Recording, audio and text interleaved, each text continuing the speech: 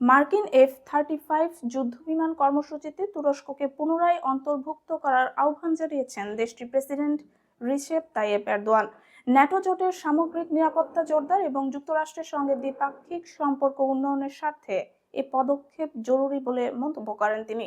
ব্লুমবার্গকে দেওয়া এক সাক্ষাৎকারে এরদোয়ান বলেন, এসব F-35 যুদ্ধবিমানের জন্য তুরস্ক ইতোমধ্যে অর্থ পরিশোধ করেছে। সেগুলো হস্তান্তর এবং কর্মসূচিতে পুনরায় অন্তর্ভুক্ত হওয়া এখন সময়ের দাবি।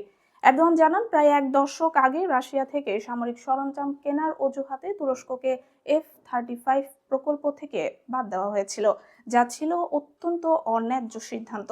তার মতে এই সিদ্ধান্ত তুরস্ক ও ন্যাটো উভয়ের স্বার্থের পরিপন্থী। সম্প্রতি হোয়াইট হাউসে মার্কিন প্রেসিডেন্ট ডোনাল্ড ট্রাম্পের সঙ্গে বৈঠকের প্রসঙ্গ টেনে এরদোয়ান বলেন, ট্রাম্পের পুনরায় ক্ষমতায় ফেরা আঙ্কারা ও ওয়াশিংটনের সম্পর্ককে আরো যুক্তিসঙ্গত ও গঠনমূলক পথে এগিয়ে নেওয়ার সুযোগ তৈরি করছে।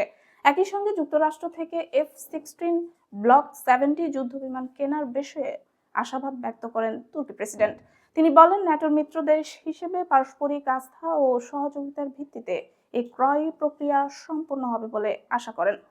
F-35 ইস্যুর পাশাপাশি যুক্তরাষ্ট্রের আদালতে তুরস্কের রাষ্ট্রায়ত্ত হাল্ক ব্যাংকের বিরুদ্ধে চলমান মামলাটিকে বিভ্রান্তিকর আখ্যা দেন এরদোয়ান। তিনি এই বিষয়ে একটি ন্যায়সঙ্গত ও আইনি সমাধানের প্রত্যাশা ব্যক্ত করেন। দ্বিপাক্ষিক জ্বালানি সম্পর্কের প্রসঙ্গেও কথা বলেন তুর্কি প্রেসিডেন্ট। তিনি জানান, তুরস্ক বর্তমানে যুক্তরাষ্ট্র থেকে উল্লেখযোগ্য পরিমাণে তরলীকৃত প্রাকৃতিক গ্যাস আমদানি করছে, যা দেশটির জ্বালানি সরবরাহ ব্যবস্থায় গুরুত্বপূর্ণ ভূমিকা রাখছে।